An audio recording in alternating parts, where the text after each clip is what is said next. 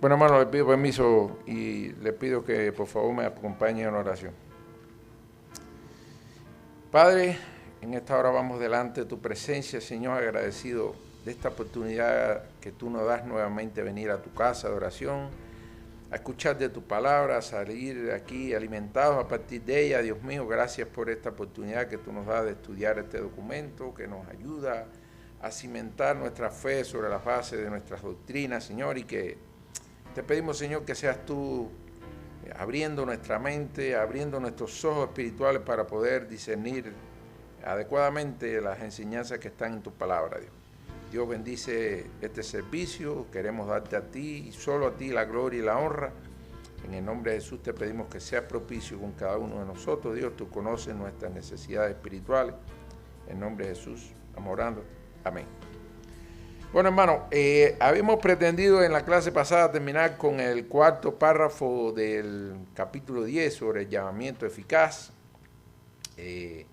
Nos faltó una parte, pero no quise dejar de tocarla precisamente porque lo que nos faltó por dar es una cosa interesante que no debemos dejar de tener en cuenta como manera de conocimiento, enriquecer nuestros conocimientos, también ver las posiciones que no coinciden con nuestra doctrina que defiende la Iglesia Bautista, ¿no? Y de alguna manera también cuando usted conoce otras posiciones aumenta el conocimiento de la palabra, así como también puede estar convencido por qué la posición que defiende nuestra denominación bautista es la correcta. Es decir, siempre es bueno, porque si usted no escucha de lo que dicen otras corrientes teológicas, quizás puede en otro momento alguien le habla de ellas y para usted le suena diferente, interesante y puede ser confundido. Por eso es importante, además de tener clara la posición que defiende la confesión de fe alineada con la corriente reformada, bueno, también conocer otras corrientes teológicas que tienen otra manera de concebir las cosas. No habíamos quedado en esta pregunta porque habíamos visto el tema de la soberanía de Dios, de cuánto Él tiene el poder para influir sobre su creación. Estábamos en el cuarto párrafo, lo vamos a leer muy rápido para refrescar la idea. Dice, es decir, habíamos visto el llamamiento eficaz para aquellos que son escogidos por Dios, pero incluso en el tema de los niños que mueren en infancia y no han podido recibir el ministerio de la palabra, que es lo que se considera que es el instrumento, la herramienta que usa el llamamiento eficaz para llegar a nuestras vidas, a nuestras almas y convertirnos a Cristo. Y habíamos llegado a los que no son elegidos, es decir, aquellos que no tienen ese privilegio de recibir el regalo del Señor, que por su soberanía escoge a unos y a otros no. Dice, en otros que no son escogidos, aunque sean llamados por el ministerio de la palabra y tengan algunas de las operaciones comunes del Espíritu, es decir, hay personas que aunque escuchen la palabra, algunas cosas les resultan interesantes, quizás en algún momento los confronta, pero aún así no dejan de abandonar su posición. Dice, como no son eficazmente traídos por el Padre, que sabemos que es el único que lo puede traer, no quieren ni pueden acudir verdaderamente a Cristo. Y por lo tanto no pueden ser salvos, mucho menos pueden ser salvos en lo que no reciben a la religión cristiana, habíamos visto. Es decir, ¿por qué decimos que el que no recibe la religión cristiana no puede recibir salvación? Precisamente porque el único camino para llegar a la salvación es Cristo. Y si usted no recibe a la religión cristiana, es como que no está recibiendo a Cristo. Está cerrándose usted las puertas. Dice, por muy diligentes que sean en conformar su vida a la luz de la naturaleza y de la ley de la religión que profesan. Bueno, ese era el párrafo que habíamos visto y que habíamos empezado a estudiar y que vimos también el tema de por qué la ley no se considera un suficiente para salvar a nadie, porque si hubiera sido por ley y no por el sacrificio de Cristo, la muerte de Cristo hubiera sido en vano. Nos habíamos quedado en este tema, es decir, por un lado la soberanía de Dios, que escoge, llama, santifica, y por otro habíamos visto en clases pasadas esa capacidad humana de tomar decisiones, esa capacidad también que tiene el hombre de resistir a determinadas influencias del Espíritu Santo. Y nos habíamos llegado a la pregunta, ¿puede un elegido rechazar el llamado de Dios y perder la salvación? Bueno, ya la habíamos contestado, no obstante vamos a regresar al contenido. Por supuesto que no, hermano. Al que Dios elige esa elección primero soberana, irrevocable, también podemos decir que es irresistible. Si el que Dios escoge, Él lo trae sí o sí. Por supuesto que los elegidos no pueden rechazar el llamado de Dios, porque primeramente estuviéramos negando la soberanía de Dios. Si usted llama a un hijo suyo y el hijo le dice, no voy a ir, estamos diciendo, oiga, usted no está ejerciendo una influencia soberana sobre su hijo. Entonces, si dijéramos que al que Dios llama puede decirle no a ese llamado, estuviéramos diciendo, no, entonces Dios no es soberano. Entonces, por supuesto que no se puede negar a alguien que Dios escoge, que llama, que santifica, que escoge para su plan de salvación. El Espíritu Santo que inicia ese proceso de conversión, que forma parte de ese plan de salvación, es decir, usted lo escoge, el Señor lo regenera, y a partir de que usted se regenera, entonces el Espíritu Santo empieza a trabajar en el creyente, lo empieza a llevar al camino de la obediencia de la palabra del Señor, y así funciona ese plan. Primero regenerado y después usted se transforma a través de la obra del Espíritu Santo. La salvación no es algo que el ser humano pueda ganar o perder, hermano. Precisamente lo habíamos visto en clases pasadas, porque es algo que Dios en su soberanía es el que tiene todo el control sobre el ser humano.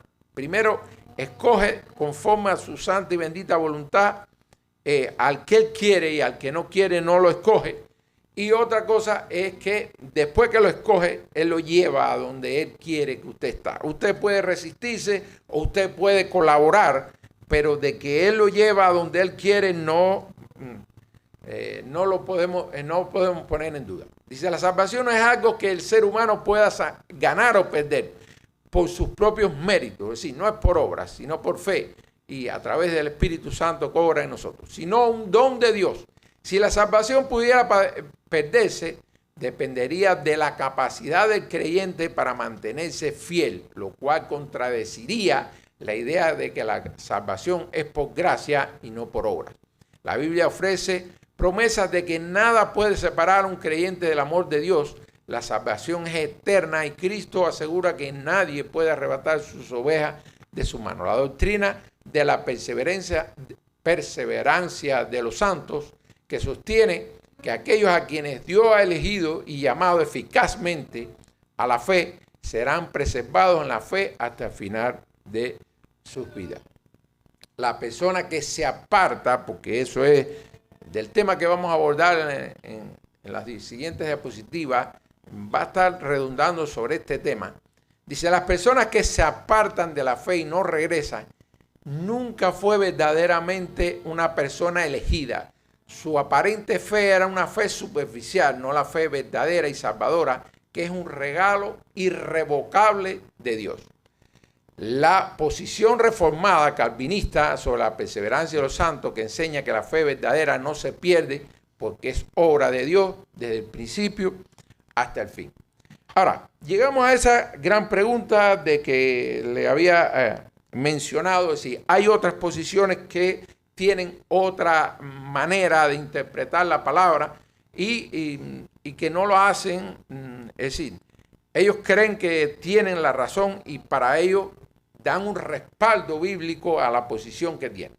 Hay corrientes teológicas que tienen una posición diferente a esta y creen que la salvación sí se puede perder. Bueno, ya lo habíamos visto, la anterior es la posición que defiende la confesión de fe, una posición alineada con el calvinismo, con la teología reformada? La respuesta es que sí existen otras corrientes cristianas, principalmente el arminianismo, pero hay otras como el wesleyanismo y sectores de pentecostalismo y metodismo que sostienen que la salvación sí se puede perder si la persona abandona a Cristo voluntariamente, comienza a practicar el pecado, y a esto ellos le llaman la apostasía. Además, defienden, sí, se apoyan, no defienden, sino la palabra correcta es que se apoyan en textos bíblicos que advierten sobre el surgimiento de estas tendencias apóstatas dentro del cristianismo. Por ejemplo, de los textos que ellos mencionan como que la palabra alerta que estas cosas pueden pasar, están estos dos textos, uno que está en Timoteo 4:1 dice: pero el Espíritu dice claramente que en los postreros tiempos algunos apostatarán de la fe, escuchando a espíritus engañadores y a doctrinas de demonios. También en Tesalonicenses 2:3 dice: nadie os engañe en ninguna manera, porque no vendrá el día del Señor sin que antes venga la apostasía y se manifieste el hombre de pecado, el hijo de perdición. Con estos textos hay otros que ellos también apoyan, de que ellos dicen, la Biblia nos está alertando que pudiera surgir dentro del movimiento cristiano la apostasía. Dentro de los argumentos que ellos defienden para argumentar su posición, es que el creyente, aunque regenerado, aún posee libre albedrío para apartarse de Dios. La salvación, también ellos dicen, la salvación es condicional a la perseverancia en la fe hasta el fin. Para ellos se apoyan en uno de los textos que se apoyan en esto, dice que más el que persevera hasta el fin, este será salvo. Es decir, están dejando entrever que si tú no perseveras hasta el fin, según lo que dice Mateo 24:13, pudiera perder la fe. Otro elemento que ellos defienden es que la Biblia presenta advertencias reales. Asimismo dice, no son hipotéticas. Ellos dicen, son afirmaciones convincentes, reales, de que los creyentes pueden caer de la gracia. ¿Cuáles son esos textos? Bueno, a continuación se los pongo. Uno de ellos está en Hebreos 6:4-6. Dice, porque es imposible que los que una vez fueron iluminados y gustaron del don celestial, es decir, ahí indudablemente te está diciendo, una vez que te escogieron y que te llevaron a los caminos de Dios y fueron hechos partícipes del Espíritu Santo, es decir, te escogieron, te pusieron el Espíritu Santo para empezar a trabajar en ti, y asimismo gustaron de la buena palabra de Dios, es decir, escucharon el instrumento que usa el llamamiento, que es la palabra, y los poderes del siglo venidero, y recayeran.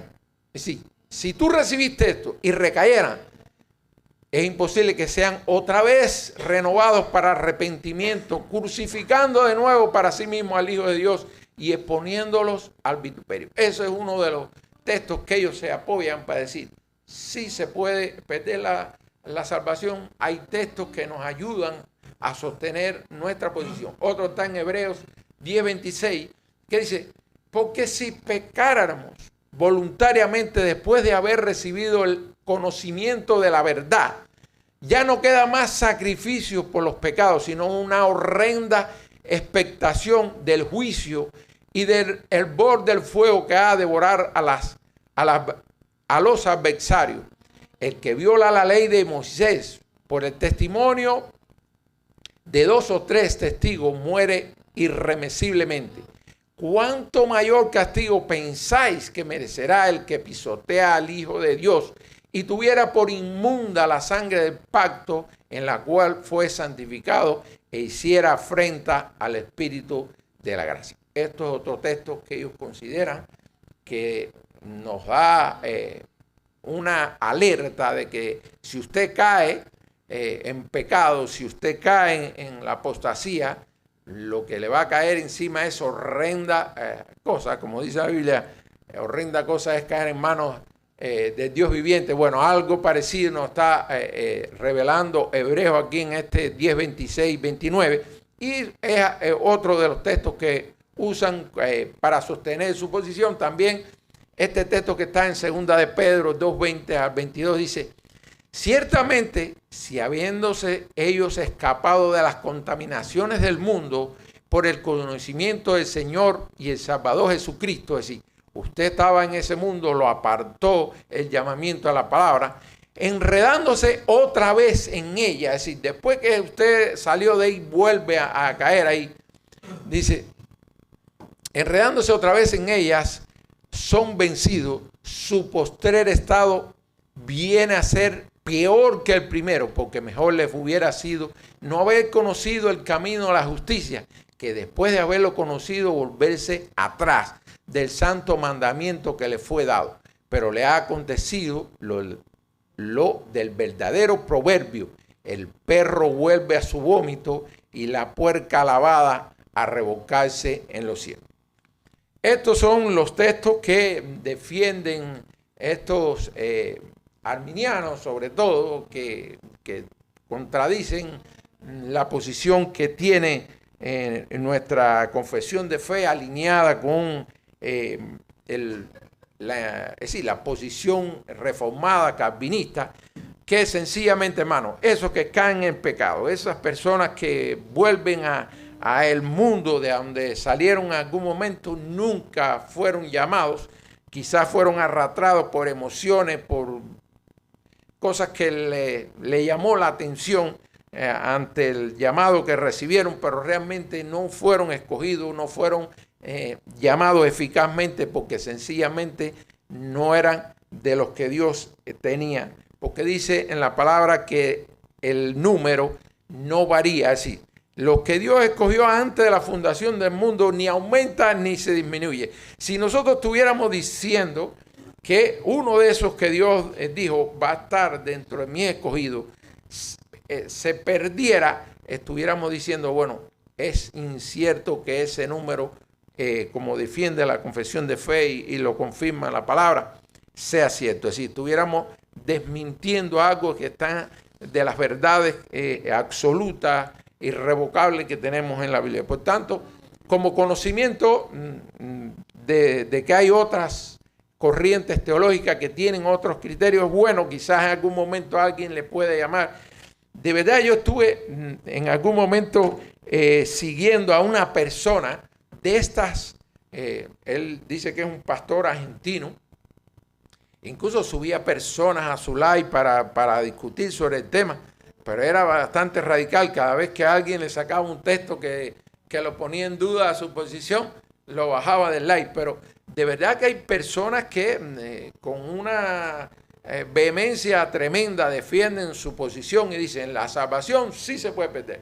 Porque he visto pastores que en algún momento estuvieron en el púlpito predicando la palabra y después pecaron y no sé qué. ¿A ese qué tú crees? ¿Que Dios lo va a salvar? No, ese va para la condenación. Es decir, hay personas que tienen esa posición, no es la que defiende nuestra confesión de fe, no es la doctrina que defiende la Iglesia Bautista, pero como cultura, de manera enriquecedora para nuestra fe, es bueno saber que hay otras teólogos que defienden otra cosa. Sí, pastor. Déjame aportar algo más. Es lo que creemos, y creemos que también es lo que se apega a las Escrituras. Exacto. O sea, no es solamente lo que creemos porque somos bautistas, porque lo creemos porque es lo que las Escrituras enseñan. A partir de una exégesis correcta, ¿no? Porque yo creo que lo más importante es poder ir al texto a la hora de estudiar las doctrinas de manera general. Poder ir a ver el texto, los diferentes textos dentro de los contextos para poderlas interpretar, porque la mayoría de los textos que se usan para hablar de pérdida y de salvación lo sacan de todo el contexto exegético de manera general. Y hay textos, porque hay que ser honesto también en esto, hermano. Hay textos en ese punto donde son oscuros, por llamarle de alguna manera. Un texto oscuro no es que afirma o niega, sino que como que se queda ambiguo. Y ante estos textos hay un principio hermenéutico que dice que los textos oscuros se deben de interpretar a la luz de los textos que están claros. O sea, si estoy estudiando la doctrina, por ejemplo, en este caso, de la perseverancia de los santos, y hay un texto donde me dice, y fulano recayó, un ejemplo, ¿no? Y yo digo, ¿cómo es posible que haya recaído? Entonces estoy mirando y digo, pero dice que recayó, pero déjame ver qué dice el resto de los textos que hablan de manera clara. Entonces encuentro que de manera clara la perseverancia de los santos está expuesta en las Escrituras en muchos textos. Entonces un texto,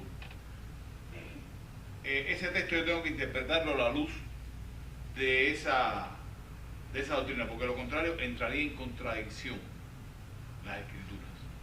No sé si yo me estoy haciendo explicar de manera general.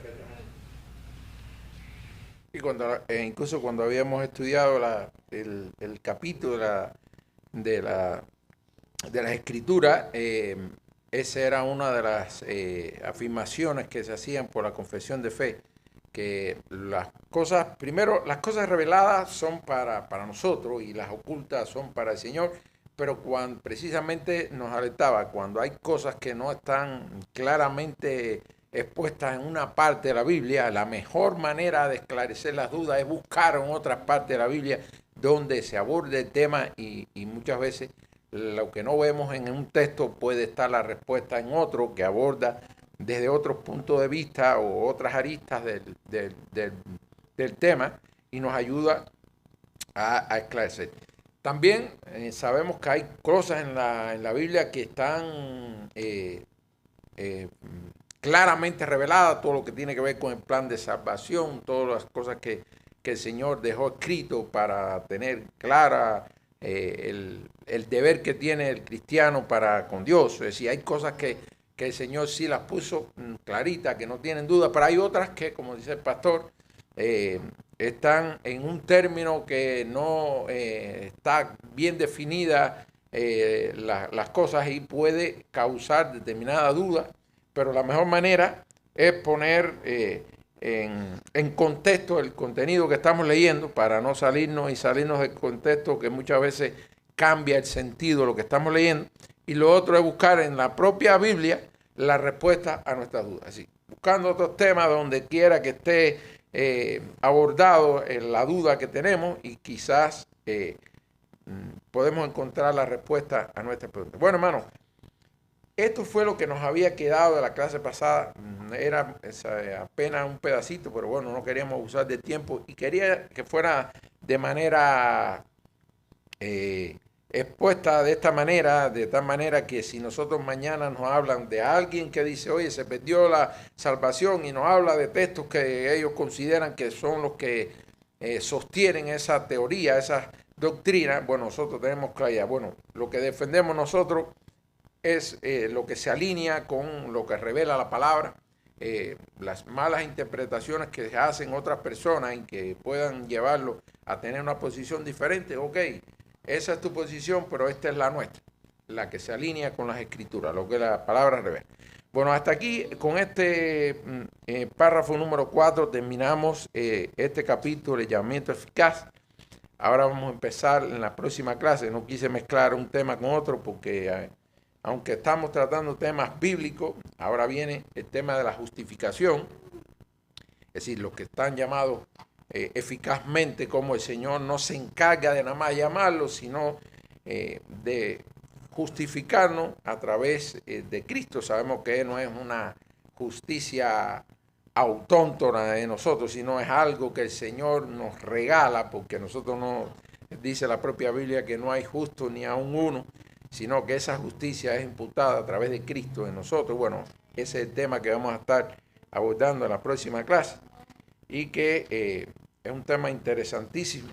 Es un capítulo que tiene 6 párrafos y que aborda diferentes aristas de esta justificación que el Señor hace después que nos llama eficazmente. También decir algo, no solo la confesión de fe fue cuidadosa en abordar temas sino el orden en que los va tratando nos da un orden lógico, es decir, de cómo cada cosa nos ayuda a comprender un poquito más las escrituras, también a ver por dentro las doctrinas que tenemos como base teológica para nuestra iglesia, y de alguna manera también nos ayuda a comprender un poquitico mejor las escrituras. Bueno, hermano, de esta manera le damos, es decir, terminamos este tiempo, le pedimos que nos acompañe en una oración. Padre, gracias por este tiempo en que tú nos ayudas, Dios, a través de tu palabra a comprender esos mensajes que tú pusiste ahí, algunos que están claramente expuestos, Señor, pero hay otros que requieren análisis, que requieren estudio, Dios. Gracias por esta oportunidad que nos da de estudiar este documento, que nos acerca a esas verdades que no están tan fácilmente para interpretarlas, pero que nos ayudan a cimentar nuestra fe en Cristo y a verte a ti como la roca fuerte en que nosotros sedimentamos nuestra confianza y nuestra fe cristiana. Gracias por este tiempo, te pedimos que tú bendigas el resto de este servicio, Señor, y que todo lo que hagamos sea para la gloria y la honra de tu santísimo nombre. En Jesús oramos.